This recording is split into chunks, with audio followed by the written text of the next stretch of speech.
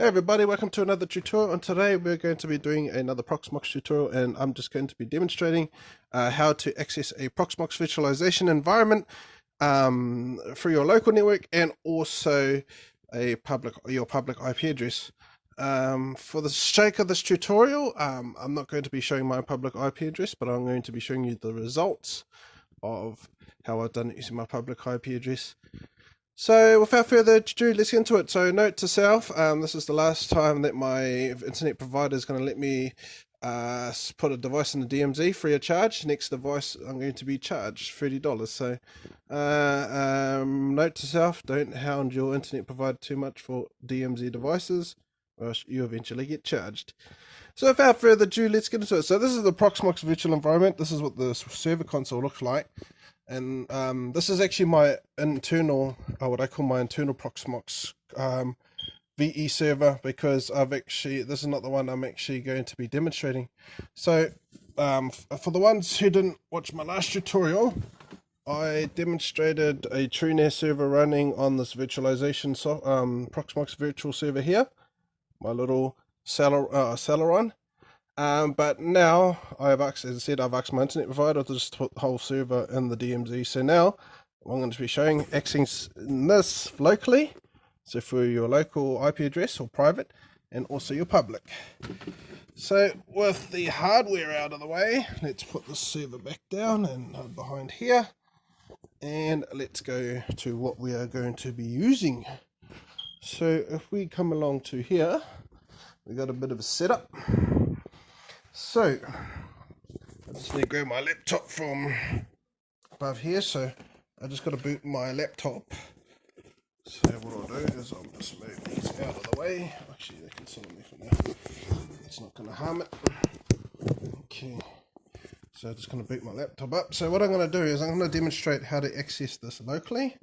So let me just put you down to do my laptop password so I can get into it. Okay, so here, this is the local Proxmox server. I'll just give it a refresh. 1, 2, 3, 4, F5. Just to give it a refresh. So this is accessing it locally. So if we look at this address here, we've got https.10.1.1.2. So that's the private IP address of that virtualization server I showed you behind my private virtualization server. So this is a Intel Celeron dual core 2.8 gigahertz processor, 4 gigs of RAM, 500 gigs of mechanical rotating storage, and a little GPU. So the reason why I chose a low-end hardware like this, because I plan to run this server 24/7. So when I'm out and about, at least I can just turn on this server and access computers from home. But this is thing locally. See, we've got 2 virtual machines running, so we can actually double click and we can VNC into these 2 computers. So this is the Windows 10 on the Windows 10 on the virtualization software or server. So yeah, that is how to do it locally, but now I'm going to be demonstrating how to do it externally. So what we could do is shut that down because it's no longer needed. So now how are we going to do this? So I've got an iPhone here that's broadcasting a hotspot, because I can't be connected to the same Wi-Fi as that laptop and do it this way because it seems to not work. So this is a access point. This iPhone is a Wi-Fi hotspot. So now what we're going to be doing is using this device here. So this is connected to the iPhone's hotspot. And the reason why I did this is because it doesn't seem to work properly when you're operating from the same public IP address. So the reason why I put it, the iPhone in hotspot mode is so it's on a separate network. And if it's on a separate network, that means technically that I'm actually accessing that from outside of the network. So I'm just going to double check. Yep, we're on that network that we need to be. So for this, we're going to be using a proxmox client. And so I'm going to quickly just connect because when it shows the server, it actually has my public IP address, and I don't want to give that out, but I'll connect it to the server right here. Hang on, I'll just get the charger. So this is the proxmox virtual client. So this is actually connected through the internet. So it's a https:// my public IP address followed by the port number, which is 8006, and enter the username and password, and this is what we get. So I can access this like I'm pretty much on the local network. Hang on, I'll just come over here where the lights are not too bad, just because the lights are shining on the screen. So now we can actually go into, so we'll test how good the KVM is.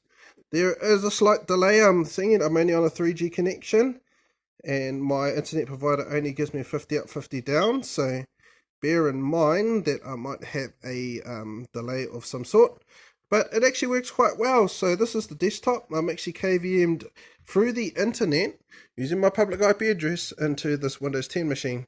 So if I was to double click and go Firefox, so I can actually open the internet browser, and this is all happening, as I said, through the internet. So wherever I go, if I have this hotspot in this tablet, and as long as that server's on, I can actually access this.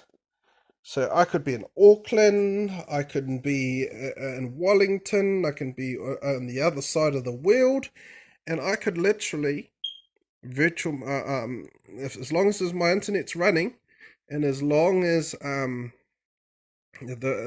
server is on, I can actually access it. So now what we're doing is launching a Firefox window.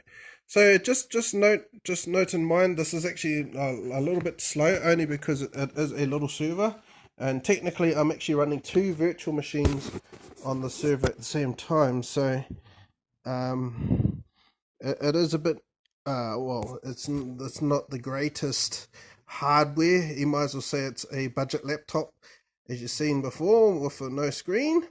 But nonetheless, voila, we still do the job. We've got a web browser load here. We can pretty much we can actually get out of the web browser.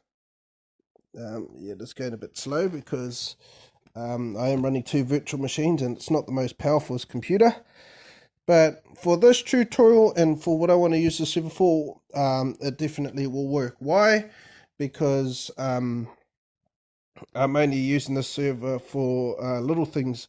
I don't expect to do video editing or any like high definition stuff. This is more for if I'm going to be making work virtual machines and having them be able to access them over the internet. So if I was at a work or something, and if I was away from home, I could literally KVM back into my virtual machines at home and pretty much operate them like I was actually at home. So when you go into the Windows 8, this is running at the same time.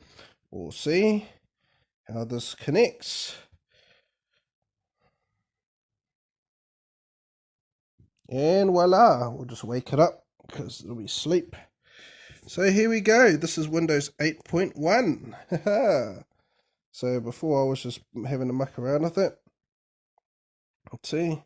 There's a slight delay, and that's to be expected, especially over the internet. Even over the local area network, it's around about this slow. So it's actually not too bad. And this is, as I said, over the internet. So yeah, it's pretty cool. I could virtualize almost anything and access it the console.